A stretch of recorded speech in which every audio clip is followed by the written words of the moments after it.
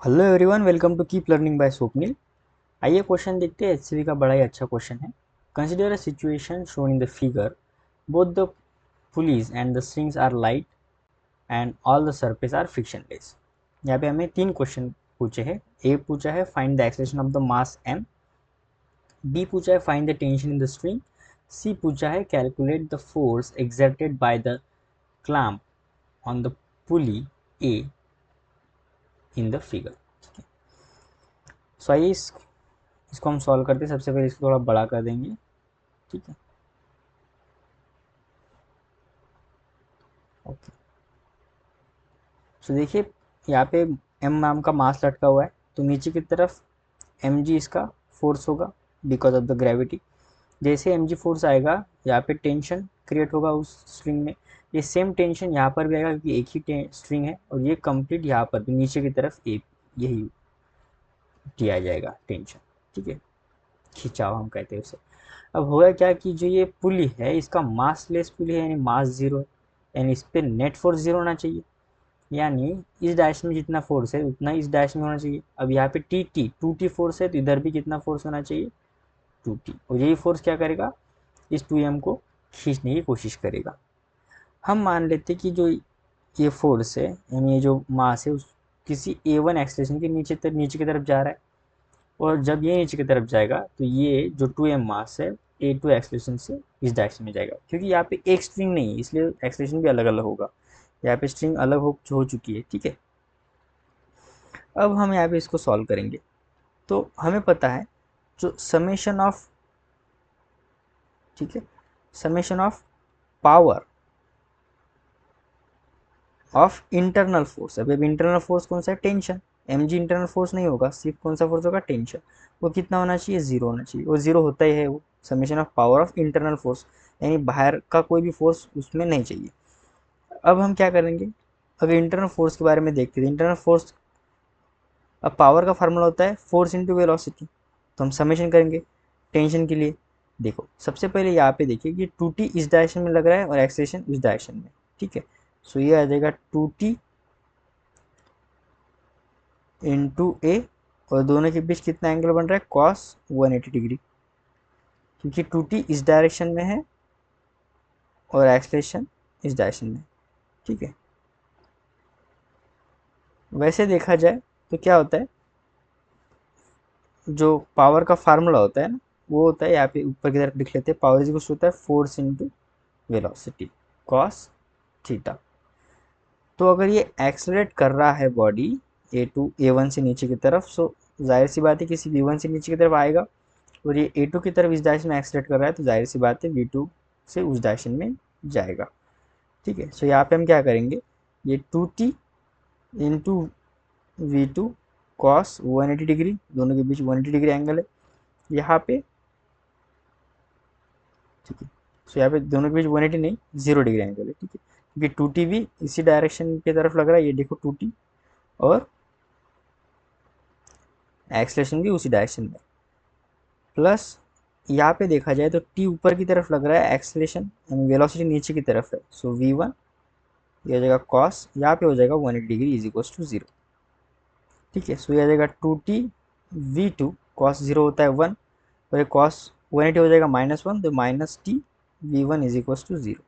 इसको अगर मैं डिफ्रेंशिएट करता हूँ, डिफ्रेंशिएट करते हैं, तो ये हो जाएगा टू टी वी टू को डिफ्रेंशिएट करेंगे तो एक्सलेशन आ जाएगा ए टू।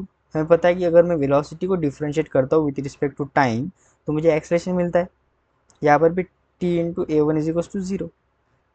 ठीक है, so two T A two is equal to, ये टी को उस साइड लेके जाते, टी से टी चला गया, ए वन का वैल्यू आ रहा है टू टाइम्स ए टू। यहाँ से हमें क्या मिला कि दोनों एक्सलेशन में क्या रिलेशन है वो मिल गया।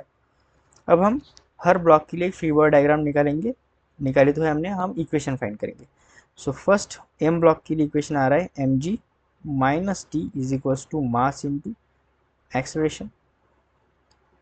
पुली मासलेस है, टू एम के लिए यह आ जाएगा टू टी, यहाँ पे कोई फोर्स नहीं है उसको रोकने वाला। ठीक है, so two T is equals to mass into acceleration. ठीक है, अगर मैं इस इक्वेशन को वन नाम देता हूँ, इसको टू नाम देता हूँ, फर्स्ट इक्वेशन को मल्टीप्लाई करता हूँ 2 से, तो ये 2t हो जाएगा और ऐड करने के बाद ये दोनों कैंसिल आउट हो जाएंगे. सो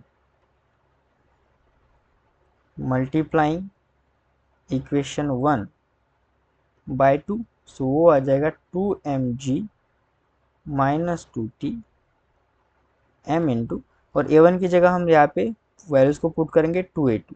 ठीक है, तो ये हो जाएगा 2mg minus 2t is equal to 2 times m a2. ठीक है, ये इक्वेशन हो गया हमारा 3. सो एड इक्वेशन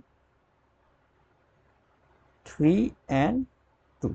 ठीक है, सो थर्ड इक्वेशन क्या है,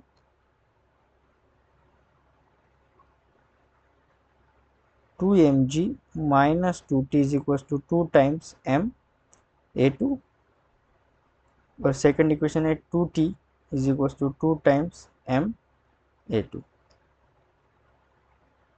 सो 2t से 2t चला गया, यह आ जाएगा 2mg is equal to 2m a2.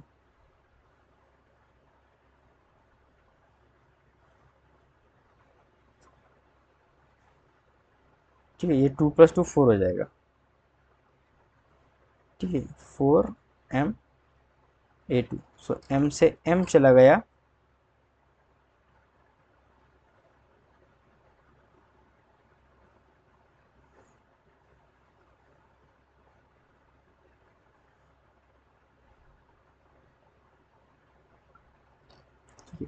और इस इक्वेशन को हमने 2 से मल्टीप्लाई किया था, तो 2mg माइनस 2t, और यहाँ पर भी एक 2 आ जाएगा. ठीक है, वहाँ पे हमने जस्ट यहाँ पे लिखना रह गया था. ठीक है, तो ये आ जाएगा 2 2m. ठीक है, तो 2 2 4 हो जाएगा यहाँ पे.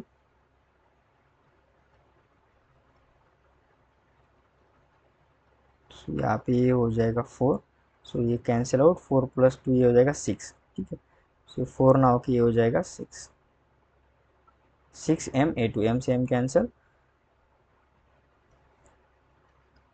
इसको थोड़ा छोटा कर लेते ताकि हमें दिखाई दे.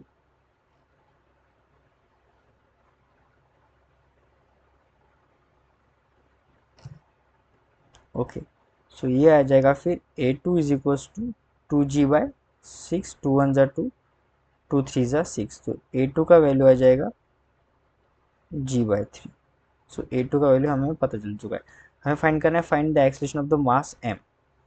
तो a2 फाइंड करा है, हमें a1 चाहिए क्योंकि a1 एक्सेलरेशन है m का. सो नेक्स्ट स्लाइड में देखते हैं. फर्स्ट के लिए एक्सेलरेशन ऑफ मास m, ठीक है, वो कितना हो जाएगा, a1 is equal to 2 times a2 होता है. a2 का वैल्यू हमने फाइंड कर लिया, कितना है, g बाय 3. सो a1 का मास हो जाएगा, आई मीन एक्सेलरेशन हो जाएगा 2/3g. अब b देखते हैं, b हमें क्या कर रहा है, b को हम b फाइंड करना है. क्या है b, tension in the stream. ठीक है, सो इक्वेशन 2 में हम वैल्यू पुट करेंगे. Put value of a2 in equation 2. ठीक है, इक्वेशन 2 कौन सा है, ये 2t is equal to 2m, 2t is equal to 2m a2. So ये 2 से 2 चला गया, t इज इक्वल टू आ जाएगा m a2 कितना है, g बाय 3. सो ये आ गया हमारा टेंशन का वैल्यू mg/3. उसके बाद हमें c फाइंड करना है कि जो ये पुली है, ठीक है, ये जो पुली है a नाम की, इसके ऊपर नेट फोर्स कितना आ रहा है. अगर देखा जाए यहाँ पे, तो देखो इस डायरेक्शन पे एक फोर्स आ रहा है टेंशन, ठीक है, स्ट्रिंग में, और इस डायरेक्शन में टेंशन है, तो नेट कुछ इस डायरेक्शन में होगा. ठीक है, अब यहाँ पे ये दोनों मिला के 90 डिग्री बना रहे हैं, तो ये कितना हो जाएगा, √2t के इक्वल. ठीक है, सो सी के लिए देखो ऐसा पुली है, इस डायरेक्शन में फोर्स है t, और इस डायरेक्शन में एक फोर्स है नीचे की तरफ t. दोनों ये 90 डिग्री बना रहे हैं, तो जो रिजल्टेंट आ जाएगा वो आ जाएगा √2t, है ना. जो फोर्स आएगा वो कितना आ जाएगा, √2t. t का हमने ऑलरेडी वैल्यू निकाला है, कितना है, mg/3. सो √2/3 mg जो होगा वो फोर्स का वैल्यू होगा जो इस पुली पे लग रहा है। ठीक है, सो आई होप आपको वीडियो सोल्यूशन अच्छा लगा होगा। वीडियो सोल्यूशन अच्छा लगा है तो चैनल को सब्सक्राइब कर दीजिए, वीडियो को लाइक कर दीजिए। मिलते हैं नेक्स्ट वीडियो सोल्यूशन में। कीप लर्निंग विद स्वप्निल के साथ।